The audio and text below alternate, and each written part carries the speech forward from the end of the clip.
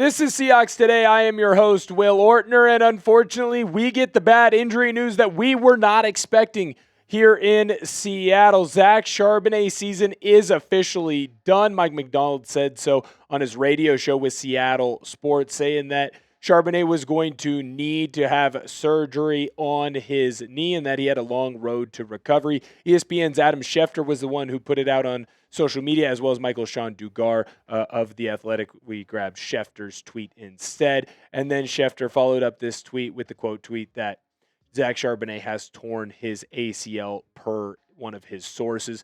So that means not only is Charbonnet done for the playoffs, but he's in a position where he might not be ready to go by the start of the 2026 NFL season. It is not good in Seattle, and I personally feel really disappointed. I don't want to say lied to or betrayed, but I was optimistic. You could see it in the preview that we put out just a couple of hours ago here on Seahawks Today, where I said I thought that Charbonnet had a shot at playing in this game. Clearly, I was wrong. Clearly, he is not going to be able to go. So we're going to look at Charbonnet's season. We're going to look at how Kenneth Walker has to play, and then who are the replacements for Charbonnet that are already on the roster today. Plus, I'll leave you with a little bit of a Cros injury update as well. Before we get into any of that, make sure that you come on in and hit that sub button. Right now, we are within 3,000 subscribers of our Knicks Now channel here at Chat Sports. It is the next biggest channel on Chat Sports. We're trying to catch them, reel them in, get bigger and bigger day by day here at Chat Sports. So come on in, hit that sub button for Seahawks Today. Zach Charbonnet had a fairly good season, I feel like. Yes, there were some disapproval from some of the fans around Charbonnet. I know a lot of fantasy football owners for Kenneth Walker definitely felt some type of way about Charbonnet getting all the carries in the low red zone, but I would tell you right now, I felt like Charbonnet had a really good year, and he was really emphasized in the short yardage for Seattle. Obviously not having a bunch of big breakaway runs, but that's not what you needed out of Charbonnet. You needed him to score touchdowns in the low red zone. You needed him to be your third and one back, and he was just that. You can see the power stats for him. While the average isn't very high, the rest of it was great for Charbonnet. He did a great job of getting the yardage that was needed for Seattle. And at this point, I just feel awful for the kid. The fact that he's basically put his body on the line this entire year, he was starting to get it figured out just like Kenneth Walker was. The rushing attack was really starting to grow. To go into your first playoff game and then end up having a knee injury that basically knocks you out not only for this playoffs, but now we're going to have to question whether he'll be ready to go by the 2026 season. You just got to feel for the kid. You just have to feel for the kid. Now, when you look at the stats for both Walker and Charbonnet, I'm not going to say that anything really jumps off the page. They're both pretty darn even for the most part. Obviously, Kenneth Walker being more the big play, explosive play ability for this crew. But now, unfortunately, we're not going to be able to lean on the two-headed monster that had been this rushing attack of Seattle. And I do think that the rushing attack has never been more important for Seattle because of the injury to Sam Darnold. Yes, I feel like Darnold had a good game, but I also feel like he looks stiff. I feel like one wrong hit could really damage the core of Sam Darnold. How do you keep him upright? How do you keep him in positions where it's best for him to succeed? You run the football at an effective rate, and now Seattle is really going to have to dive into and see what Kenneth Walker could be as a feature back. Now, if I'm Kenneth Walker, I'm more excited than ever because I have an opportunity in a contract year, because he is going to be a free agent, to show teams what I can be in a postseason run, because he's going to have to be great on Sunday, just like he was on this last Saturday against the San Francisco 49ers. Kenneth Walker is going to get the bulk carries in this game, and he has to run for well over 100 yards in this game, in my personal opinion, if the Seahawks are going to come away with the victory. Now, the reason going into other games I've never put a real yardage number on what Walker or Charbonnet had to do was because they were a two-headed monster. So they had to work as a group to get to that 100-yard mark, or 120, 150, whatever that number ended up being for that game. Kenneth Walker, the buck is really going to fall onto him now. You saw 19 carries against San Francisco. It's going to be closer to 20. Now, I'm not expecting him to have an average of 6 because he's going to have to run in between the tackles a little bit more than we're used to. But Kenneth Walker has to hit some big plays in this game, and he has to be able to run the ball between the tackles on 3rd and 1, something that he hasn't necessarily been as good at. don't be shocked if you see the Rams really put themselves in a position to where they cannot be, beat is the wrong word, but they cannot be beat at the point of attack. Does that make sense? So they will put themselves in a position where they are loading the box just a little bit extra and allowing themselves to really attack Kenneth Walker downhill. Also, don't be shocked if you see the Rams defensive linemen really start to lean on Kenneth Walker more and more. What does that do? It just tires out his legs and makes it harder for him to have big runs. The group that can help stop that problem or help alleviate that pressure, it's this offensive line crew. Charles Cros, Gray Zabel, Jalen Sundell, Anthony Bradford, and Abe Lucas have to be at their best. I really saw a jump in this rushing attack in Kenneth Walker as Cros and Lucas got better and better at getting reaches on the outside edges so that he could hit it around the corner on those long outside zone plays. He still obviously has an opportunity to do that in this game, and I think Seattle can get the edge against a guy like a Jared Verse, but it is not going to be easy. It is not going to be easy. And Kenneth Walker, he's got to put up another big-time performance as a running back for the Seattle Seahawks if the Seahawks are going to be able to win this game. How are you feeling right now? I need your one-word reaction to the Charbonnet news. Let me know down below in the comment section right now. I'll tell you what, me personally, I just feel devastated. He is a running back who has done everything that Seattle has asked for him, and so much more. And the fact that his season ends this way and could affect next season, just, it's devastating, man. I feel awful for the guy. Now, you might be looking to yourself, who could potentially come in and be that second string back? Because we cannot have all of the carries this next week go just to Kenneth Walker. Here are the three potential replacements that could be filling in that Charbonnet role. Now, to say that they're going to split carries like Charbonnet and Kenneth Walker did for most of this year, not going to happen.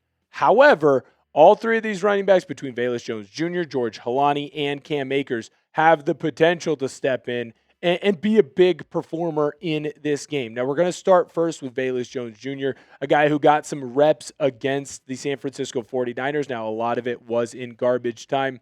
Jones is kind of a gadget type of a guy. He can line up at wide receiver. He can line up at that running back position. He's going to be used more so on the edges. Now, he does a good job in the Kubiak system of understanding where the hole's going to open up on the offensive line, and he does hit the hole well. But to sit here and say that I trust Jones getting more than 5, 6, 7 carries in this game, I don't feel good about any of that if that's me personally. Now, the guy who I would feel the most comfortable with stepping in would, of course, be George Holani. Now, here's the problem with George Holani. He is still on IR right now dealing with an injury. Now, obviously, he was really good in the preseason. He was really good in Seattle when he was getting some limited touches for the Seahawks. But we didn't really get to see what he could do as that number 2 back fully. Now, there is no true word yet on Holani's injury status. There hasn't even been a murmur yet about the potential for him to come back and be activated off IR. Seattle does have an IR spot left available if they so choose to use it on George Holani, because the expectation is that Seattle will eventually use one on Elijah Arroyo and Chaz Surratt. From my remembrance, they have 3 IR activations still left, so Holani could easily jump into that spot. The other guy is over on the practice squad right now, and that, of course, is Cam Akers. Now, Seattle ended up signing Cam Akers right around Thanksgiving this year. He is a back that has had a lot of experience, did really well when he was in LA, did really well, in fact, against the Seattle Seahawks when he was with the Rams for quite some time. Now, to me, I think that if Holani isn't able to go, I want to call up Cam Akers, and my reasoning for that, he's a big, strong, physical back. He can run in between the tackles, and he fills the role that Charbonnet had originally, right? When you look at the potential replacements, there's even a chance that you could put some Rashid Shaheed back there, because we've seen Kubiak do that. None of these guys that I've mentioned or talked about are necessarily great at running in between the guards, running in between the tackles, or to the point where they could run between the tackles just like Charbonnet has been all year. This would be a great time to call up Cam Akers, let him be the physical back in between the guard and the center. You're not going to need him to carry the ball more than maybe 7, 8 times in this ball game. I think that he would do well and he would excel. but we're going to have to really lean on the O-line and really lean on Kenneth Walker when it comes to the rushing attack for the Seattle Seahawks. Next, we're going to get into a Charles Cros update. What does his injury status look like for this week? Is he going to be able to go for the Seahawks? And what would a potential replacement look like for him if he is unable to go? But before we do that, I need to let you know about this insane deal going on right now at chatsports.com/Seahawks shirt. It is a sweet deal. Originally, this t-shirt was $35. It's now $17. Emerald City Football. It is a sweet, sweet gig. You got the navy, the green, into the white, all Seahawks colors, shouting out our city, Emerald City Football. Man, that thing is freaking sweet. It's a great deal. $35 originally. Now it is $17. Chatsports.com/Seahawks shirt. Chatsports.com/Seahawks shirt. You click that link, take you right to it. Get yourself some great, sweet Seahawks gear. All right. Now we're looking over at Michael Sean Dugar, obviously writer for the Seahawks with The Athletic. He reported that Mike Macdonald on his radio show today said that Charles Cros is going to be day-to-day with that foot injury. When we take a closer look at Charles Cros, I think a lot of us were surprised because when Cros got pulled out, the initial thought was, well, it's probably a knee thing, right? It's probably a hamstring thing. Things that he's been dealing with his injuries so far this year. For it to be a foot was a little bit surprising, I'll be honest with you. But remember, right after the game, Mike Macdonald did say that he felt like if they needed Cros to go longer, he could have went back into the game and continued to play.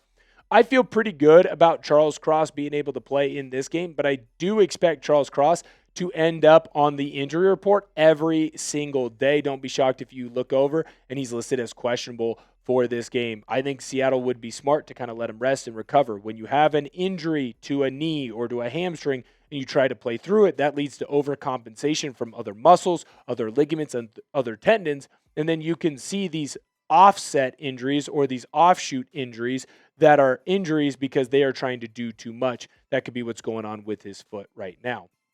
When you look at the guys who could potentially be filling in for Cros if he's unable to play or replace him if he gets hurt in the game again, we'd have tackle Josh Jones or Amari Kight. Now, obviously, Jones has been the main backup for the Seattle Seahawks, but he was on the injury report this last week and actually wasn't able to play. So do not be shocked if we don't actually get to see Josh Jones go much in this game. I'll be interested to look at the injury report. Is he able to put himself in a position to where he can come back and play for the Seahawks? Because Jones played very well in the couple of games during the regular season that Cros missed. Remember, he played against the Rams, Panthers, and 49ers. Those are 3 playoff teams, and Jones came up big in all of those ones.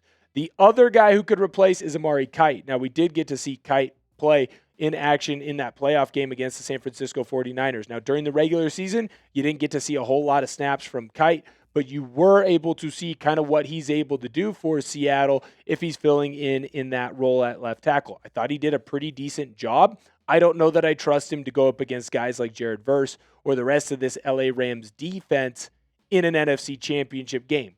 Seattle needs to have a backup plan ready to go. Now, I hope that Cros is able to play. He plays the entire time, and it's all kumbaya. We're all doing great things, and Seattle comes away with a victory.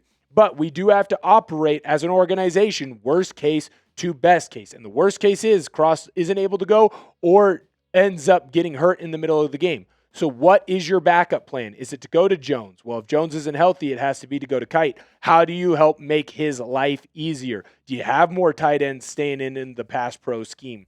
Do you have more chip blocks on him? Do you put him on the backside of more of the zones so Kight is just working on his backside cutoff, working on getting guys on the ground on cut blocks?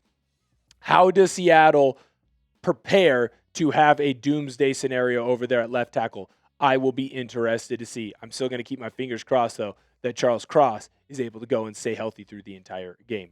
What's your confidence level right now for the Seahawks? Scale it 1 to 12 in the comment section. I'll tell you what, before the Mike Macdonald radio show, I felt pretty damn confident. I don't know that I was at a 12, but I was probably in the double digits. I'd say right now I am at an 8. I think this game is going to be an absolute dogfight.